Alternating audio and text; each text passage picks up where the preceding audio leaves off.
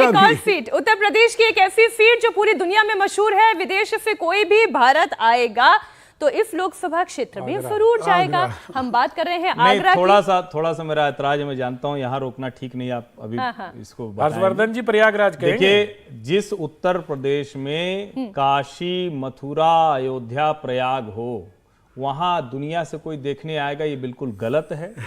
दुनिया का सबसे बड़ा, सबसे जनसंख्या वाला शहर अगर एक दिन के लिए कोई बनता है तो वो हमारा प्रयागराज है।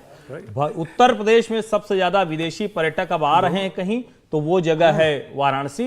तो इसलिए अब ये संदर्भ थोड़े बदलने चाहिए। ये लेकिन देखिए 2012 तक का समीकरण या 17 तक भी चलिए, आप ये कहना चाह रहे हैं ताजमहल पर्यटक कम आ रहे हैं देखने के लिए, काशी मथुरा ज्यादा जा रहे हैं। 10 करोड़ लोग अगर काशी जा रहे हैं तो क्या 10 करोड़ लोग गए क्या देखने के लिए? अच्छा ये बताइए, इतना मतलब कुछ तो होना चाहिए ना भाई। मतलब आप ये कह रहे ताजमहल कुछ नहीं है? नहीं है। अब बताओ मोहब्बत है या नहीं है? नहीं, मैं कह रहा हूं सफेद पत्थर का बहुत सुंदर बना हुआ है, तो ऐसे तो जाने कितने भारत में इससे सुंदर सुंदर चीजें बनी हुई है।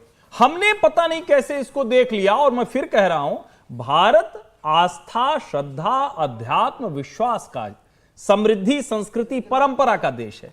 ये कोई मर गया, नहीं बोल दिया, बस यही रह गया था। कोई मर गया, उसके लिए किसी ने कब्र बनवा दी। कब्र हमारे लिए कैसे हो सकता है? और दुनिया को हम दिखाने के लिए वही कैसे रखेंगे? ये सवाल खड़ा होना चाहिए। आप कहिए, आगरा एक शहर है, आगरा में ताजमहल भी है, और उसके बगल में क्या मथुरा, वृंदावन, उसको देखने के लिए लोग नहीं जाते हैं? वृंदावन में तो बाकायदा विदेशी आते हैं, वहीं बस जाते हैं, राधे राधे करते वहीं बस जाते हैं, कहते हैं हमारे बांके बिहारी हैं, बस गए वहीं। और आगरा कौन जाके बसता है? बताइए जरा, किसी एक का उदाहरण मुझे बताइए।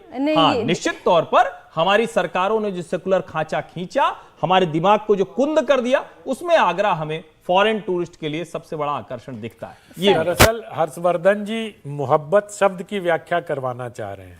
मैं जितना समझ रहा हूं कि मोहब्बत के दुकानदार जो है ना, वो मोहब्बत के इस स्मारक को विश्व की तरह वैश्विक स्मारक के तौर पर दिखाना चाहते। ठीक है, जब तक विकास नहीं हुआ था, जब तक हमारे दूसरे केंद्र ऐसे नहीं थे, और जब तक हमारे अंदर उन केंद्रों को विश्व के पटल पर रखने की इच्छा शक्ति नहीं थी, तब तक ताजमहल को हम लोगों ने सर यहाँ की सारी चीजें छोड़िए, ये बता दें आगरा कौन जीत रहा है? चलिए, आगरा कौन जीत रहा है, कौन हार रहा है? अब सारे तो बाकी तो कुछ बाकी रहा ही नहीं चर्चा करने के लिए। सारे ताज जीते जा चुके हैं, कुछ बचा नहीं। ठीक है, अगली सीट कानपुर की बात कर लेते हैं। कानपुर लोकसभा सीट इस बार ये कहा जा रहा है कि जो कि कुछ चूक तो नहीं गई मैं कानपुर इस बार कहा। देखिए, कानपुर जो जीता है वो दिल्ली के सिंहासन पर बैठता है। हम कानपुर की बात कर रहे हैं। पिछले 3 चुनाव की बात करें तो 2009 में यहां से कांग्रेस के श्री प्रकाश जायसवाल चुनाव जीते। 2014, 2019 में कानपुर वालों ने कमल खिलाया। कानपुर में इस बार सीधा मुकाबला बीजेपी उम्मीदवार रमेश अवस्थी और कांग्रेस के आलोक मिश्रा के बीच है, क्योंकि सपा से गठबंधन के तहत यह सीट कांग्रेस को मिली। बीजेपी और कांग्रेस दोनों ने ही सवर्ण प्रत्याशी मैदान में उतारे, क्योंकि कानपुर सीट पर करीब 6 लाख ब्राह्मण वोटर्स हैं। इसके अलावा 4 लाख मुस्लिम वोटर्स की संख्या है। सारे समीकरणों को साधने में बाजी कौन मारता है? सुधांशु जी, आप शुरुआत में कह रहे थे कि वही पार्टी इंडिया अलायंस ने कांग्रेस पार्टी को दिए जहां पे वो ये जानते हैं कि वो हारने वाले हैं, वहां पे जीतने की संभावना नहीं है। कानपुर ऐसी ही सीट है। कानपुर जो है गढ़ रहा है। ठीक है, जायसवाल जी जो थे रहे 14 से पहले, 14, 19 और जो विधानसभा चुनाव हुए हैं जी, उनमें भी कानपुर में भाजपा का जो प्रदर्शन है अति उत्तम रहा है। तो इसलिए ये सीट जो है, लोग कुछ भी कहें, मतलब ये सीट तो एक तरफी जाने वाली है। यहाँ का जो पूरा समीकरण है, उस समीकरण में भाजपा के प्रति लोगों में बहुत आस्था है, और ये सीट जो है भाजपा के खाते में जाने वाली है। कोई शक नहीं, यही मैंडेट जो है। भाई देखो, आनंद जी बोल लें तब फिर मैं बोलूं। इस बार हर्षवर्धन जी की बात मैं कह देता हूँ। हाँ जी, क्योंकि हर्षवर्धन जी हैट्रिक लगाएं, इसके पहले उनकी बात मैं बोल देता हूँ। हर्षवर्धन जी ये कहने वाले इस सीट के बारे में कि भारतीय जनता पार्टी ने ये तीसरी ऐसी सीट है उत्तर प्रदेश की जहां एक अवसर गंवा दिया।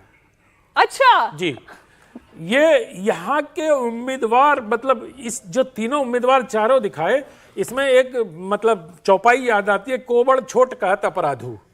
ये तीनों ऐसे हैं जीतेगी भारतीय जनता पार्टी, वो कोई शक नहीं है, वो नरेंद्र मोदी का बीजेपी करिश्मा वाले है। कॉल नहीं कर देते आप लोगों को कि बहुत ज्यादा टिकट वितरण को जो है? नहीं, बीजेपी वाले क्या कॉल करेंगे? अब हम तो इतने अब आप ही बता दीजिए फिर जो उम्मीदवार किसको हम दें? तो 80 से नहीं, हम ये काम नहीं करते। ये काम लोग स्टूडियो में बैठ के मंत्रिमंडल बनवाने वाले लोग दूसरे हैं, मीनाक्षी क्षमा करिएगा, वो हम लोग नहीं करते ये सब काम। वो वहीं से बैठ के करते, अच्छा राजा को ये मंत्रालय दे दो, प्रजा को ये मंत्रालय दे दो। हम लोग उस धंधे में नहीं है। लेकिन मुझे ये लगता है हम लोग तो आपको बीजेपी की उल्टा बोल रहे हैं कि भैया यहाँ एक अवसर था जिसको आपने गंवा दिया। पता नहीं कहां से रमेश अवस्थी को ले आए। कोई राजनीतिक ये नहीं, कोई संगठन से उनका जुड़ाव नहीं। उनके जो भारतीय जनता पार्टी, आरएसएस के जो समविचारी संगठन है इतने सारे, उन संगठनों से भी कहीं से, मतलब कहीं से कुछ नहीं।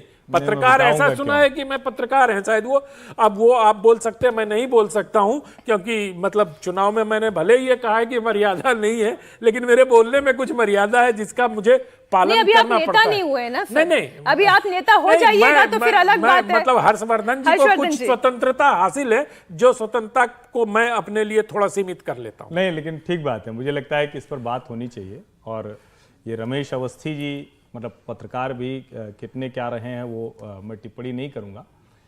ये आम पार्टी के लिए मशहूर रहे।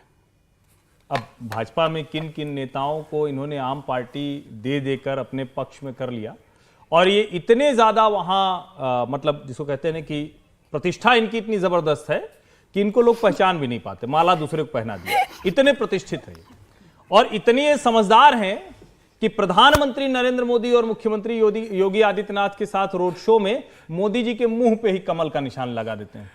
ये ऐसे प्रत्याशी हैं। किसने इनको टिकट दिलाया? ये भारतीय जनता पार्टी में जांच होनी चाहिए। जितने टिकट मिले हैं, सबसे खराब टिकट। अब अंधों में काना राजा हो के कोई सांसद बन जाए, ये बहुत दुर्भाग्यपूर्ण है।